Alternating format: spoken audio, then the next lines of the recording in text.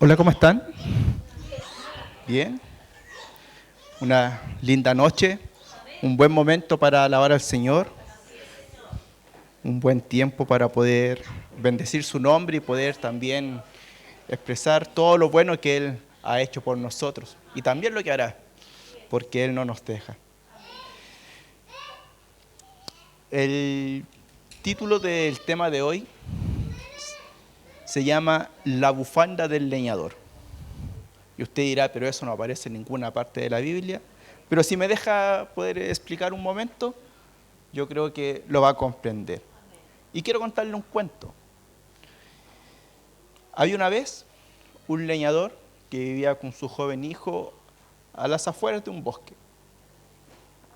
Y resulta que este leñador se levantaba todas las mañanas para ir a cortar árboles y así ganarse el pan de cada día.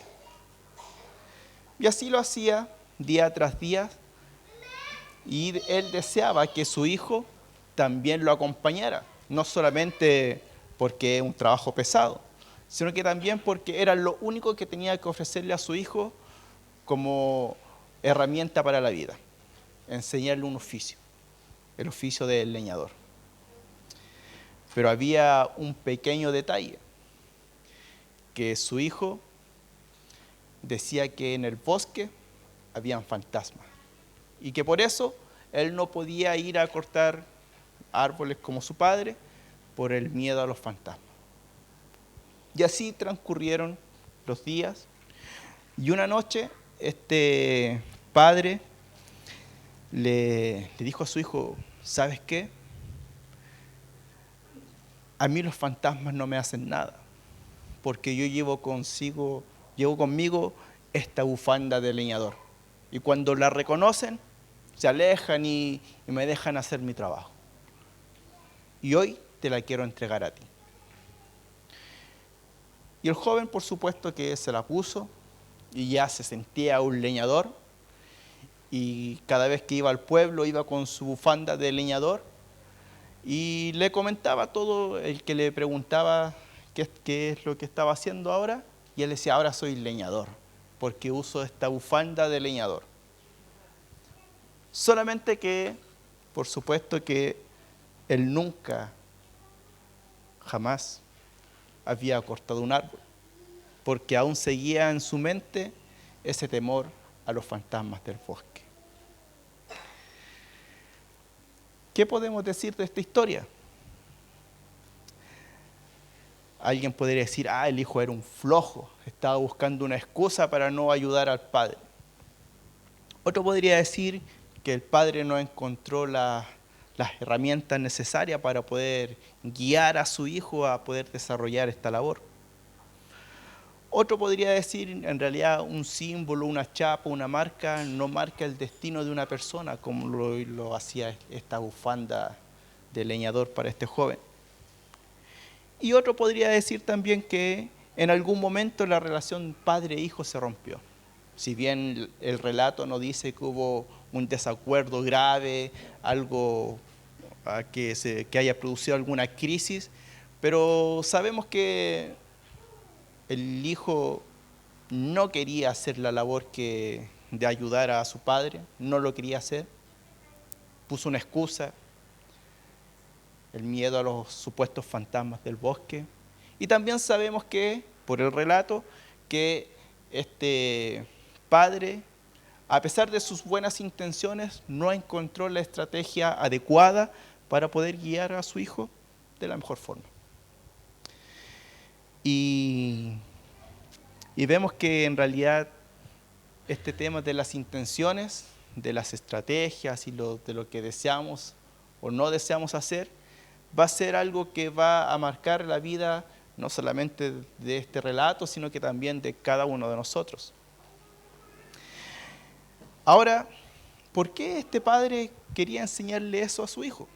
El relato nos decía y nos enseñaba que era lo único que este leñador le podía enseñar a su hijo, que él también tuviera un oficio para poder desempeñarse en la vida futura y así ganarse el sustento. Era como su herencia.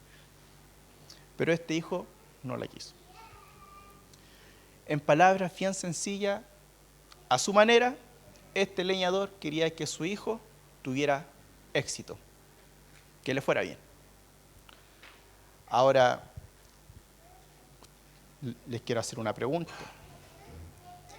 ¿Será correcto? ¿Será de buen cristiano, de buen creyente pedirle al Señor éxito para lo que uno emprenda? ¿Estará bien eso o no?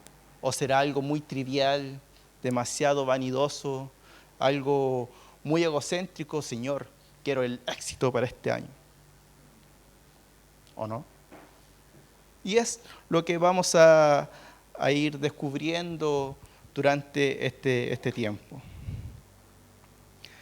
Hace, algunos días atrás veníamos en la carretera con mi familia y estaba conversando con mi esposa y ella me decía, oye, va a comenzar el año. Y ya sé que es lo que usted está pensando, el año comienza en enero, el 31, año nuevo, los abrazos, la cena, algunos salen con la maleta, qué sé yo. Pero yo creo que es por nuestra labor, por nuestro trabajo, que básicamente nuestro año comienza en marzo. Y estábamos conversando acerca de las expectativas de este año y en realidad porque yo me cambié de trabajo, entonces todo es nuevo en este caso para mí. Y estábamos conversando acerca de eso y me decía, te va a ir bien, va a ser un buen año, va a tener éxito. Sí, así. Sí, estoy motivado, estoy muy motivado. Y resulta que, yo no sé si ustedes han escuchado, yo sí lo he escuchado un par de veces, que la siguiente frase, que es, para tener éxito hay que trabajar. No sé si lo ha escuchado usted, yo sí lo he escuchado un par de veces. Y si nos ponemos a pensar en trabajo, y en trabajo duro, inconscientemente o conscientemente, uno piensa en varios nombres o personajes de las Escrituras. Y hay uno que en forma personal creo que sobresale, que es Nehemías. Y ustedes conocen la historia de Nehemías. Si no la conoce, hoy la vamos a conocer, y si la conoce, la vamos a recordar y le vamos a dar un enfoque bien interesante que yo sé que nos va a bendecir a todos nosotros. Y quiero que vayamos a Nehemías, al capítulo 1 de Nehemías, del versículo del 1 al 4, por favor. Si pudiera ser en la versión NTV, sería genial.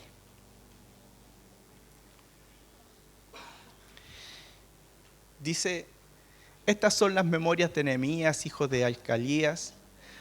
A finales del otoño, en el mes de Quisleu, del año 20 del reinado del rey Artajerjes, me encontraba en la fortaleza de Susa. Hanani, uno de mis hermanos, vino a visitarme con algunos hombres que acababan de llegar de Judá. Les pregunté por los judíos que habían regresado del cautiverio y sobre la situación en Jerusalén.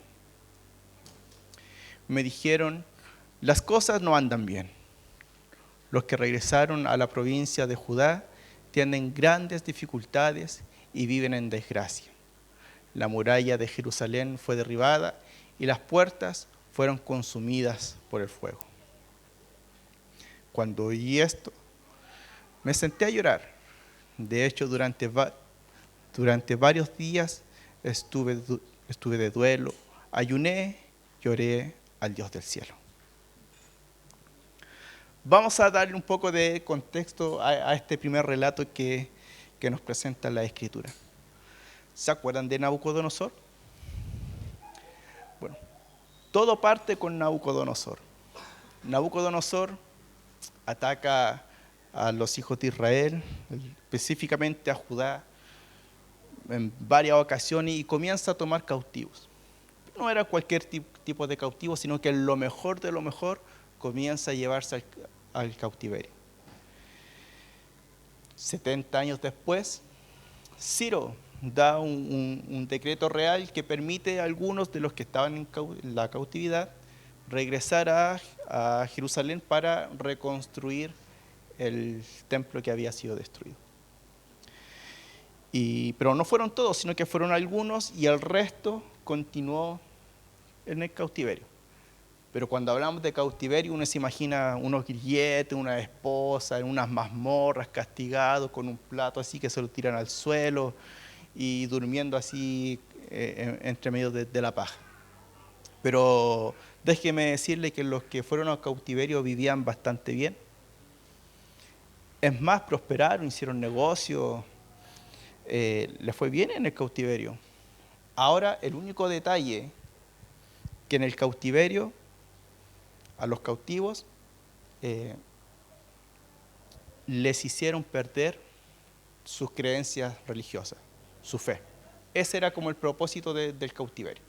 Llevarse lo mejor del pueblo oprimido, del pueblo cautivo, que ellos trabajaran para el imperio y que se olvidaran de sus creencias y adoptaran las creencias, en este caso, de los babilónicos. Por ejemplo, ¿se acuerdan de Daniel? ¿Se acuerdan que el nombre para los hebreos era súper importante? Daniel, ¿sabe lo que significa? A mí se me había olvidado, pero lo busqué y lo anoté. Dios es mi juez.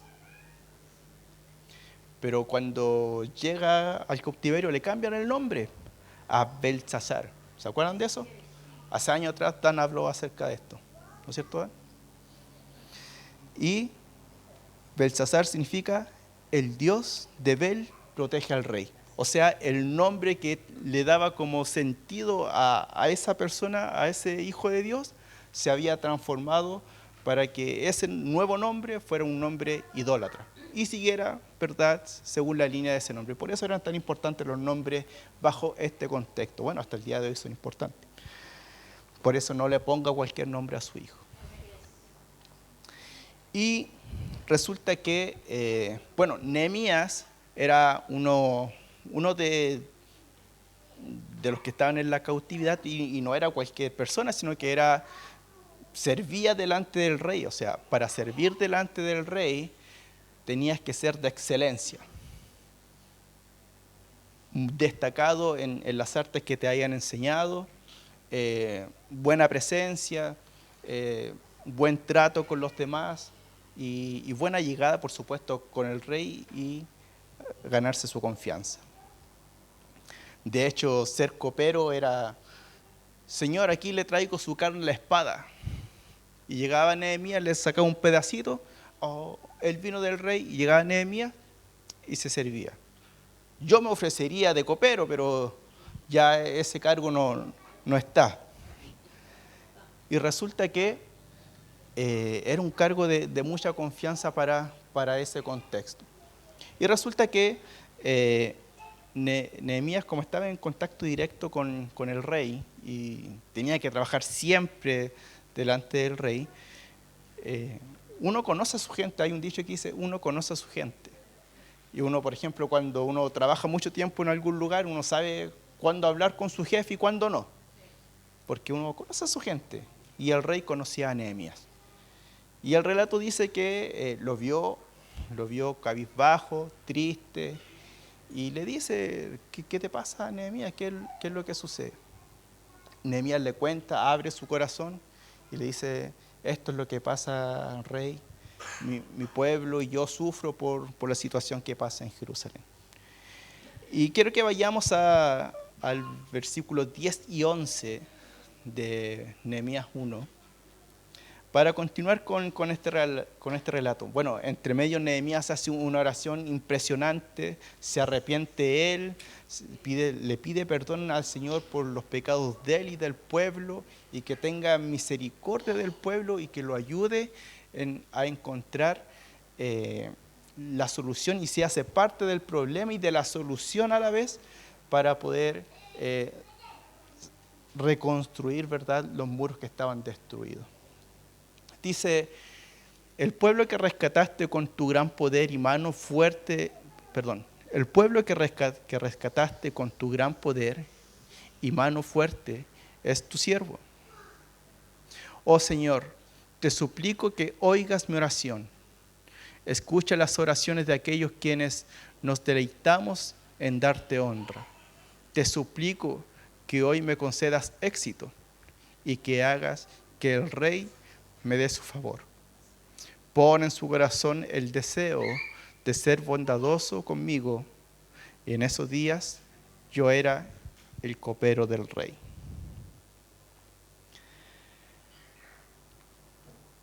¿Saben? Nehemías aquí hizo dos cosas. Primero, reconoció su situación. Reconoció en el lugar en el que estaba, su situación emocional en la que estaba, reconoció qué era lo que podía y lo que no podía hacer y se quebrantó ante eso. Y ante su quebranto no fue corriendo al rey, oh rey, ayúdame. No, no hizo eso, sino que el registro bíblico dice que él se quebrantó tanto, que hizo duelo, ayunó, oró delante del Señor y acá dice que dentro de parte de la oración dice: Señor, te suplico que hoy me concedas éxito. O sea, que me vaya bien en esta petición que le quiero hacer al rey.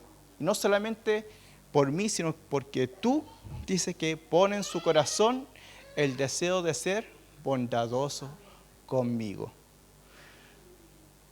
¿Qué fue lo que hizo Nehemías?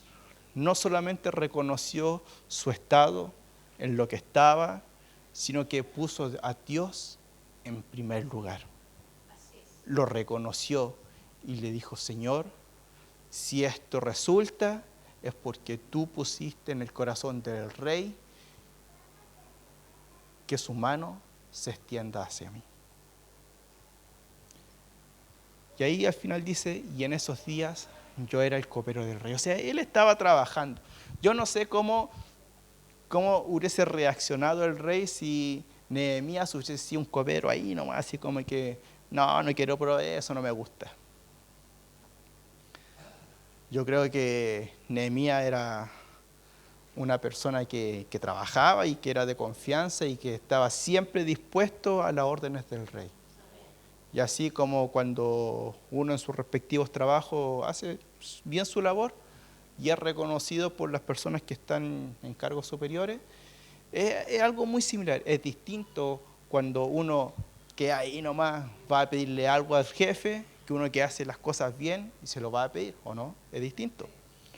Pero aún así, Nehemías le dice: pon en el corazón de este rey que sea generoso conmigo, que me vaya bien, concédeme el éxito, concédemelo tú, Señor.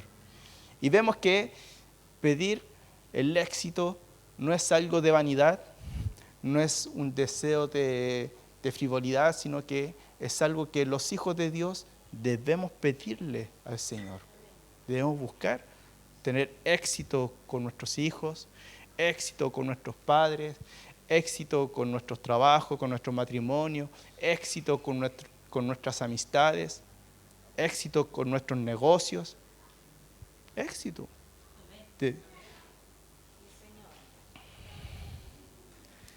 ¿Saben qué otra cosa hizo Nehemías? Se incluyó en la solución del problema.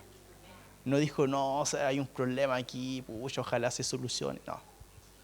Dijo: permíteme ir y hacer la parte que me toca. Quiero abordar este problema. Se sacó la bufanda. ¿Se acuerdan del joven que tenía miedo a los fantasmas del bosque? Nehemías tenía al frente todos los fantasmas porque estaba cautivo dentro del imperio más grande de ese tiempo. Pero él decidió sacarse esa bufanda, sacudirse las excusas. Yo no sé si ustedes han leído el libro de Nehemías, pero es un libro bien entretenido, es bien rápido, es bien apasionante en realidad y hace un relato bien detallado acerca de lo que ocurrió en el viaje y cuando llega Nehemías. Dice el registro bíblico, ya después en el capítulo 2 y ahí para adelante, que cuando llega Nehemías en la noche, toma algunos hombres, se sube a su burrito y comienza a hacer la ronda por las murallas de Jerusalén que estaban. Las recorre todas, hace la ronda completa.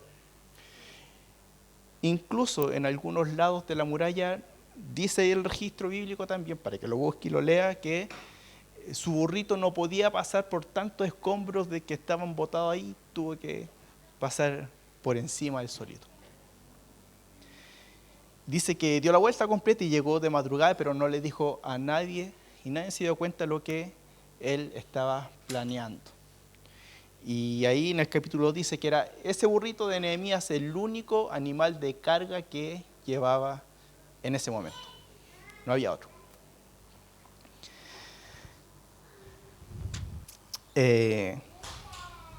Yo no sé si aquí hay alguien que sepa de construcción.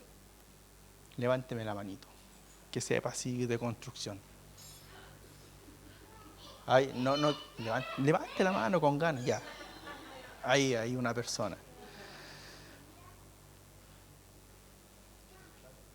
¿Por qué pregunto esto? Porque después yo le voy a preguntar a él una cosa. Porque él sabe. Ya. Dice que cuando llega Nehemías a donde estaba Jerusalén y el templo ya estaba terminado y estaban pero los muros destruidos, que la gente que estaba allí estaba muy desanimada. ¿Por qué? Porque eran fácil presa de las otras tribus, las otras bandas que vivían a los alrededor y los saqueaban, le robaban las cosas, las plantaciones. Entonces había una inseguridad permanente allí en ese sector. ¿Qué hizo Nehemías? Tomó a todo ese grupo de personas que estaban agotados, a lo mejor inexpertos, y luchó contra las amenazas, con los rumores y con los ataques constantes que sufría ese grupo de personas, y le dijo, ¿saben qué? Vamos a comenzar la reconstrucción de los muros. Y acuérdense que Nehemías no era un constructor civil, no era un ingeniero, no era arquitecto, sino que era el copero del rey. No tenía un magíster en liderazgo tampoco, sino que era el copero del rey. Ahora, ¿ustedes saben cuántos días se demoraron en reconstruir esto? ¿Los muros? Yo sé que es un dato así, da lo mismo en realidad, pero en realidad no da lo mismo. 52 días. 52 días en construir una muralla de extensión aproximada de un poco más de 4 kilómetros de longitud. En algunos sectores se elevaba hasta los 12 metros de altura, y en otros puntos el ancho de esos muros iba entre los 5 a los 7 metros de ancho. Ahora, ¿dónde está el ingeniero? Aquí está.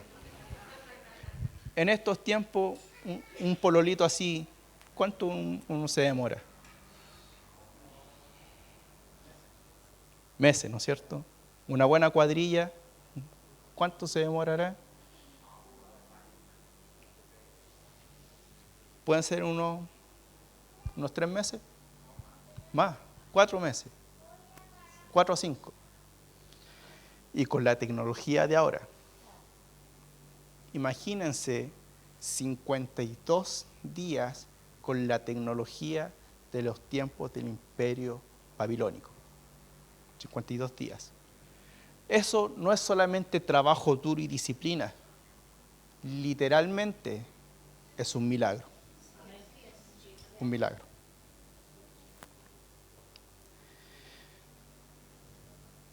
¿Saben?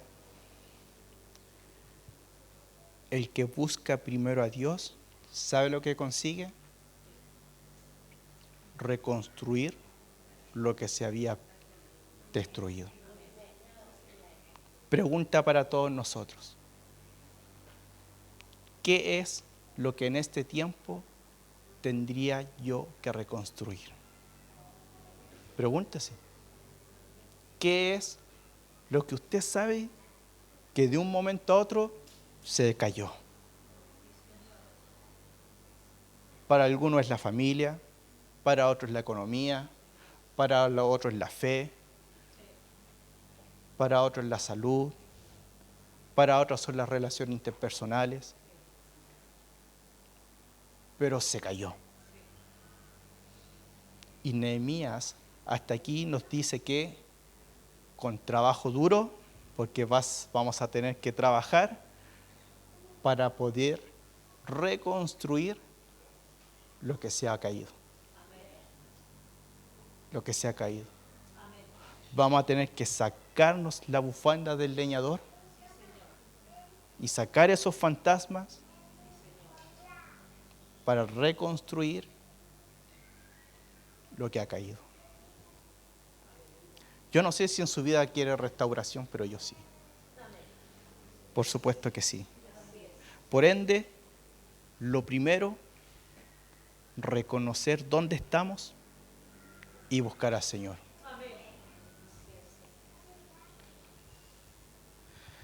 Pero viene la contraparte, donde Dios no es primero. ¿Qué es lo que hay? Desorden, caos y destrucción. Así estaban esos muros.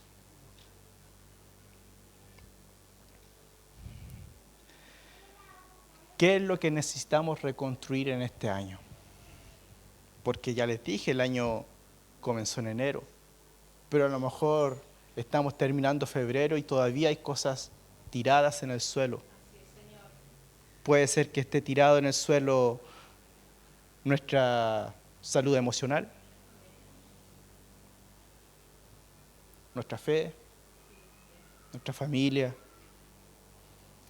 mi identidad como hijo de Dios, mi matrimonio. ¿Qué es lo que está tirado en el suelo? Hoy es un buen día para comenzar el año.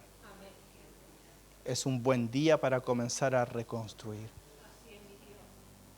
Y lo primero que debemos hacer es ver en qué lugar estoy y poner al Señor en primer lugar.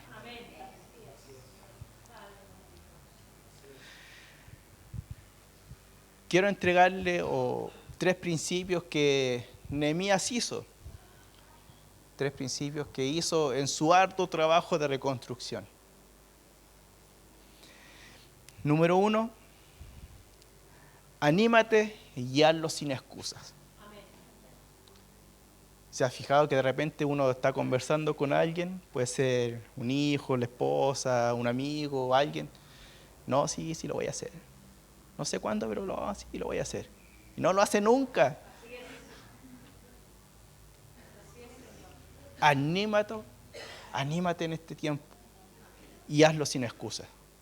¿Qué es lo que tengas que hacer? Solamente tú lo sabes, pero anímate y hazlo sin excusas. Sácate la bufanda. Como dije delante, Nehemías era un copero, el copero del rey. No tenía ninguna expertiza en construcción, nada. No era su rubro. No había hecho ningún magíster en liderazgo, en gestión, nada. ¿Sabe lo que tenía? Las ganas, el deseo y la disposición de servir a su pueblo y al Señor. Eso era lo que tenía Nehemías. Nada más que eso. ¿Sabe lo que comprendió Nehemías?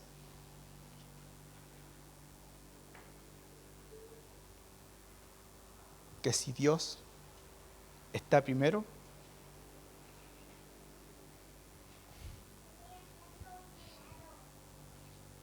hasta un copero puede construir una ciudad.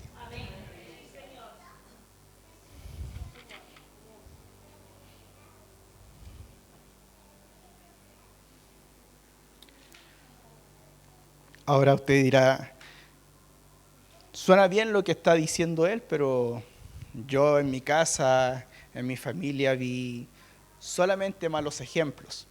Violencia, discusiones, deudas, mala salud.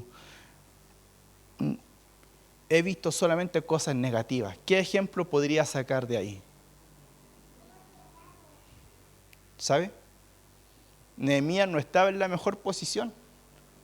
Porque uno dirá, no, si vivían bien en la cautividad, le iba bien, tenían buenos trabajos, pero en el contexto cultural de ese tiempo y para esa cultura, era algo horrible. Era horrible estar ahí. Imagínate que a los que servían delante del rey no solamente le hacían olvidar su fe, le cambiaban el nombre. Todos eran eunucos. Y para eso era, bueno, es tema para otro sermón, pero es bien interesante lo que hacían estos grandes imperios con sus cautivos, en forma de denostar a ese pueblo.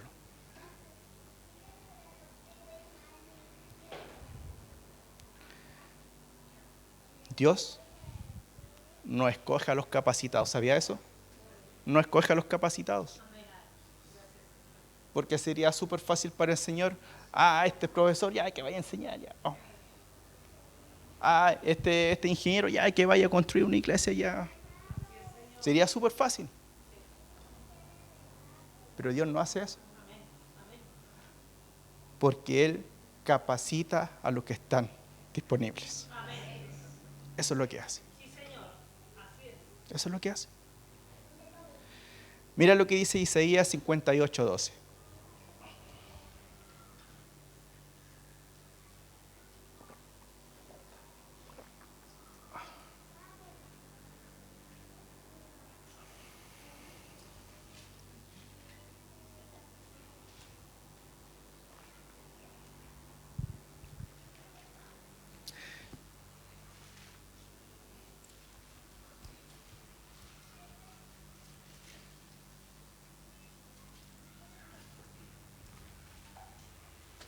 Ya. Isaías 58:12 dice: algunos de ustedes reconstruirán las ruinas desoladas de sus ciudades. Entonces serán conocidos como reconstructores de muros y restauradores de casas. Yo no sé si eso usted quiere para su familia, para su casa, para su vida, pero yo sí lo quiero. Por supuesto que sí. Reconstructores de muros y de casas.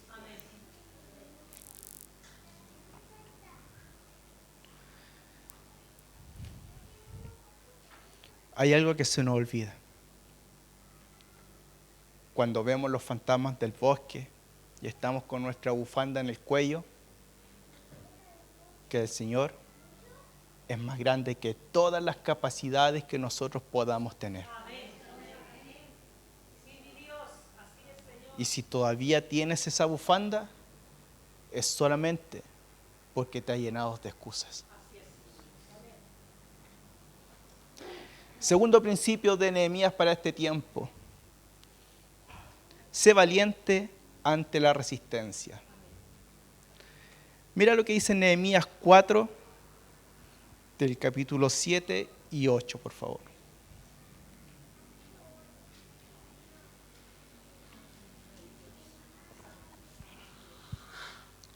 Dice: sin embargo, cuando Sanballat, Tobías, los árabes, los amonitas y los asdodeos se enteraron de que la obra progresaba y que estaba reparando las brechas en la muralla de Jerusalén, se enfurecieron.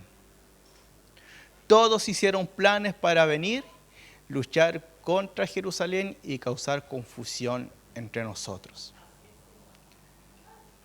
Cuando tú decides sacarte esa bufanda, tienes que enfrentar tus miedos. Cuando tú decides sacarte esa bufanda, sacarte las excusas, te va a venir más carga. Se te van a venir encima. No te van a dejar facilita tu labor. Eso va a pasar. Eso fue lo que le pasó a Nehemías y a su grupo de trabajo. Y eso es lo que va a pasar a cada uno de nosotros cuando decidamos sacarnos la bufanda del leñador.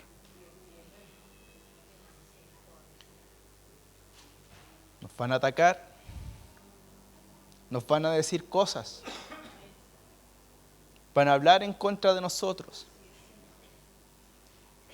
Y a nuestros cercanos, los que están con nosotros, van a buscar confundirlos.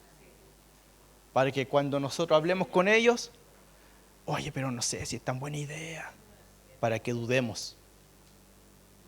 Pero cuando eso pase, ustedes tienen que decir, vamos bien, vamos bien. Porque si no pasara, significaría que aún estamos con la bufanda echadita para atrás en la casa, mirando un bosque de fantasmas. En el registro bíblico dice que nadie atacaba el muro cuando estaba en el suelo, porque en realidad estaba en el suelo. Y lo que hacían era saquear lo que estaba a los alrededor y molestar a los trabajadores y robarles los que tenían. Pero cuando comenzó la construcción del muro, empezaron los ataques al muro. Literal, o sea, comenzaron a atacar el muro, la obra, el trabajo. Van a atacar tu trabajo. ¿En qué quieres servir al Señor? En eso te van a atacar. Y lo van a hacer. Pero ¿qué hizo Nehemías? ¿Cuál es este segundo principio? Fue valiente ante la resistencia y no se dejó amedrentar. Así que, ¿quieres decirme cosas? Ya. Vamos. Y no solamente hizo eso. En parte de verdad, yo le invito a leer Nehemías. En el relato de Nehemías, dice que fue tanto los ataques que los trabajadores estaban trabajando con una mano y con otra ahí la espada. ¿Dónde está el constructor? ¿Cómo es trabajar con una espada en la mano y pegando ladrillo? No avanza la obra, ¿no es cierto? 52 días, un milagro. Un milagro.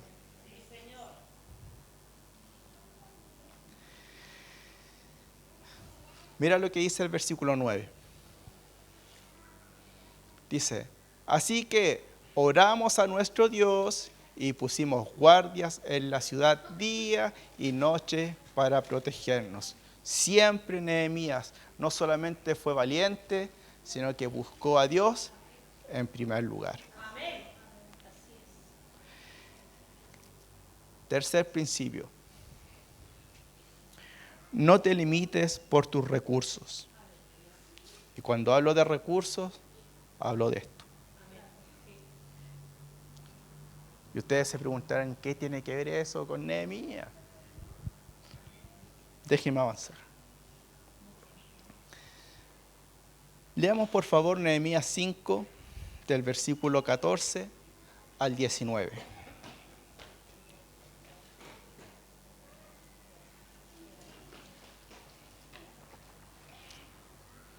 Nehemías 5, 14 y 19 dice, durante 12 años que fui gobernador de Judá, aquí está hablando Nehemías, ya relatando mucho tiempo después su trabajo, pasó de ser copero a ser el líder que estaba organizando un grupo, pasó a ser el constructor civil, hasta ser gobernador de Jerusalén, o de Judá en este caso. Dice, desde el año 20 hasta el año 32 del reinado de Artajerjes, ahí están los 12 años, ni yo ni mis funcionarios reclamamos la ración de comida que nos correspondía. Quiero hacer un pequeño alto aquí. Culturalmente, quienes estaban en esa posición de gobernadores, de administración pública, le pedían los tributos al pueblo para sostenerse.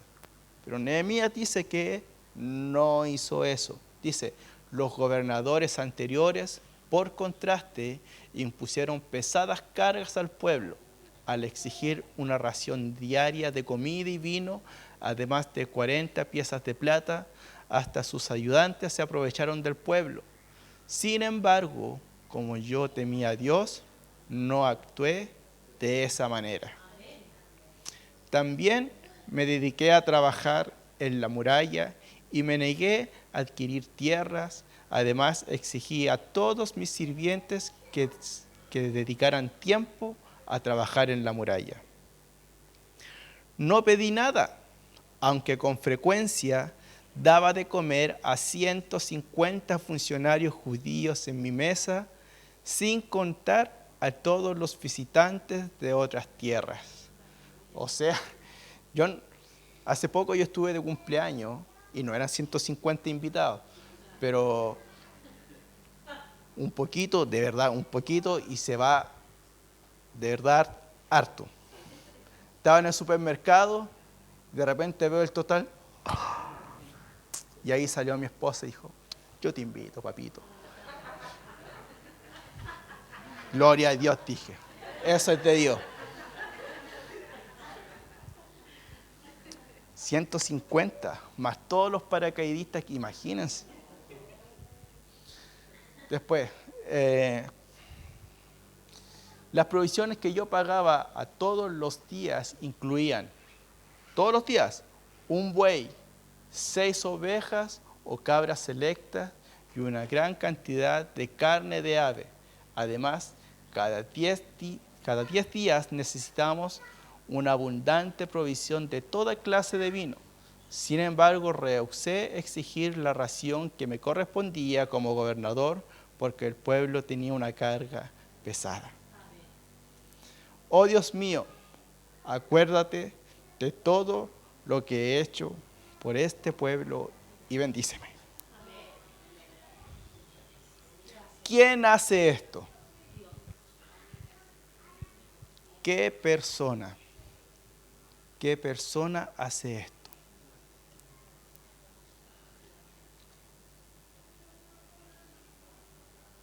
Solamente una persona que es libre de la opresión financiera. ¿Se ha sentido alguna vez afligido por la plata? Yo, que no soy tan viejo, en varias oportunidades me he sentido afligido por la plata. Seguramente todos los que estamos aquí en algún momento han sentido esa opresión. Hace mucho tiempo atrás tenía un amigo, bueno, él tenía su familia, su padre, y el viejito no podía dormir, no dormía por sus deudas, no podía dormir.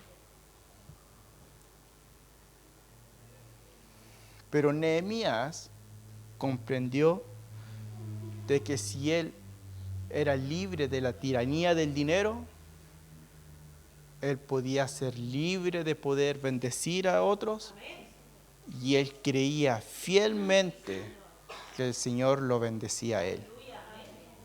Y decía, Señor, acuérdate de lo que yo he hecho y bendíceme. La tiranía del dinero. Así que van a tomar todas sus billeteras y me las van a dejar ahí para aquí. Porque eso, hay que deshacerse de esas cosas.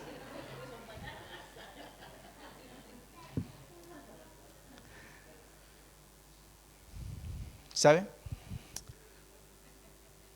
Nehemías nos enseña que uno tiene que, de alguna forma, entender de que nuestro mayor proveedor no es nuestro trabajo, no es nuestra función, no es nuestro esfuerzo, sino que es Dios.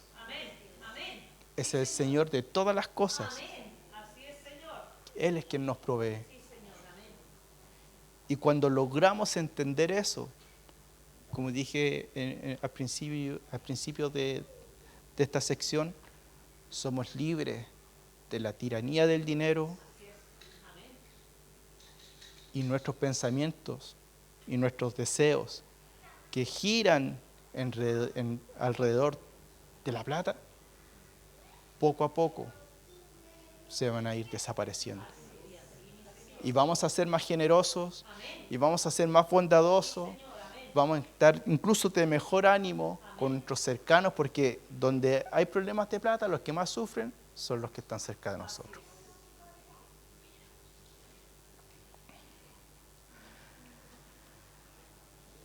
¿Saben quién más hace esto? ¿Qué persona hace esto?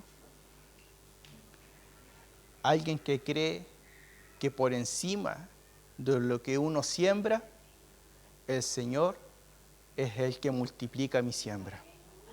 Y confía ciegamente en que Él va a hacer prosperar lo que ha entregado en su mano.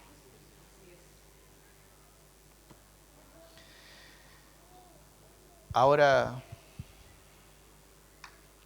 ¿quiénes de nosotros aún tenemos esa bufanda? Yo no le voy a preguntar más eso, porque va a ser su decisión. Su decisión. Pero déjeme decirle que esa analogía, ese cuento, esa historia de la bufanda del leñador es para mostrarle que siempre van a haber excusas para no desarrollar un trabajo exitoso. Siempre. Y cada vez que nosotros comencemos a desarrollar el trabajo que el Señor ha puesto en nuestro corazón, va a haber carga, va a haber lucha, van a haber palabras, y cuando pase eso, usted siga nomás. Le echa para adelante.